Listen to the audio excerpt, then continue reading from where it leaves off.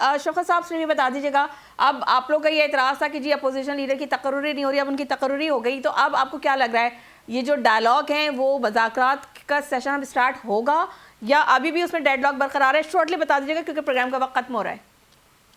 बिल्कुल भी नहीं, हुकूमत संजीदा लग रही, मुझे नहीं लग रहा कि ये मुज़ाकरात करेंगे। ये सिर्फ इन्होंने शोशा छोड़ना था कि जी मुज़ाकरात नहीं कर रहे, जब हमने हामी भर ली है तो कह रही कि आपके लिए अब टेबलें लगाएं, तंबू लगाएं, मेज बिछाएं, क्या करें? उन्होंने तो कहा है आप आ जाए मुज़ाकरात के लिए, फोरम मौजूद है, पार्लियामेंट मौजूद है, हमारी तो टीम तैयार है। गवर्नमेंट ने तो सर बिस्मिल्लाह करें फिर, अब तो अपोजिशन लीडर भी आपका आ गया, बिस्मिल्लाह करें। नेक काम में देर किस बात की सर?